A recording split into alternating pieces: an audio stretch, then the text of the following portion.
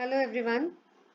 In this video, we'll be covering the topic relationship between total product and marginal product. See, ये जो relationship I have mentioned in this particular box, this we have already covered in the three stages of law of variable proportion.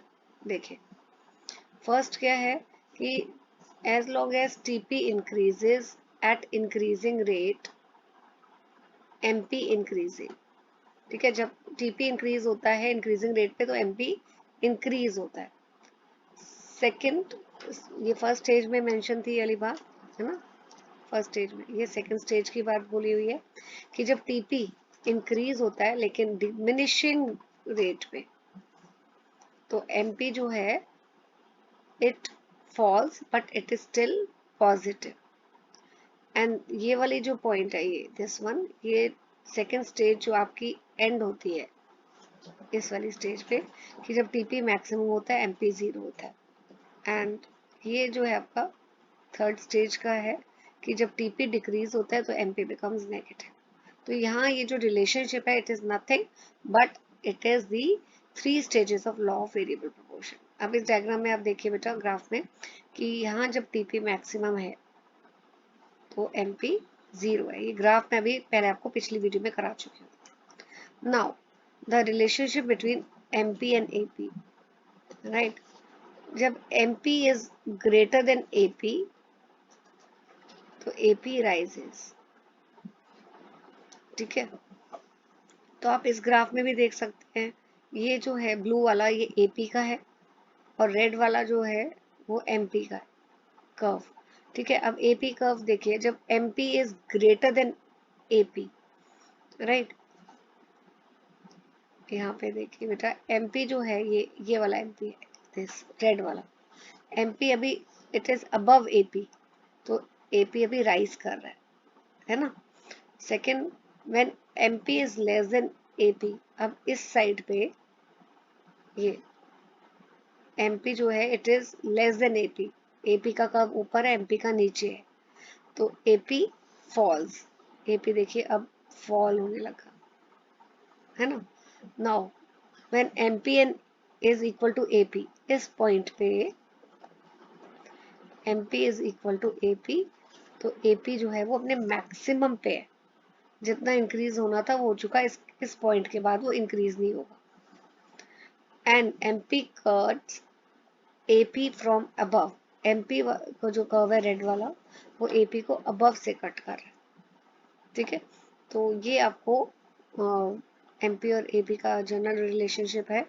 तो जब MP is greater than AP तो AP rise कर रहा होता है और MP जब AP से छोटा है तो AP falls. And when MP is equal to AP, AP is at maximum. Now this is the last question of this chapter.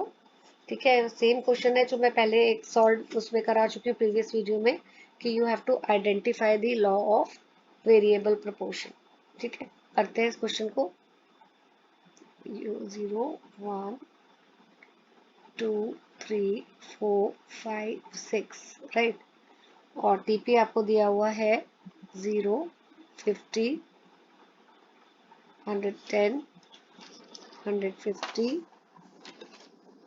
180 again 180 and then 150. Okay, MP कैसे निकालते हैं, ये तो जीरो ही रहा है. नाउ ये वाला टीपी और प्रीवियस वाला माइनस करते जाइए. 50 माइनस 0 देन 110 माइनस 50 60 हो गया. 150 माइनस 110 180 माइनस 150 180 माइनस 180. ऊपर वाला ब्लैंक भी इसमें ब्लैंक ही छोड़ दीजिए. जीरो की जगह बेटर है ब्लैंक. क्यों, क्योंकि देखो जीरो आपका जब आपने कोई भी वेरिएबल फैक्टर एम्प्लॉय नहीं किया टोटल प्रोडक्ट जीरो है तो इसके ऊपर तो कुछ भी नहीं है जो आप माइनस जीरो माइनस कुछ भी नहीं है क्या माइनस करोगे तो ये ब्लैंक है. And 150 minus 180 it is minus 30. Identify करनी है स्टेजेस. उसके लिए मैंने आपको बोला था कि हम MP के कॉलम की वैल्यूज देखेंगे. टीपी पहला क्या है, stage 1 TP increasing rate. And MP increases. MP कहाँ तक इंक्रीज हो रहा है आपका? एमपी आपका 50 था और 60 हो गया, इसके बाद तो डिक्रीज हो रहा है। तो ये फर्स्ट स्टेज है, increasing return to a factor. Second stage कब होता है? TP increase at a decreasing rate and MP falls but it is still positive. और एंड का होती है सेकेंड स्टेज जब एमपी 0 होता है। तो ये सेकेंड हो गया। And this is third stage जब एमपी आपका नेगेटिव हो जाता है, right? So keep practicing. This topic is over from my side.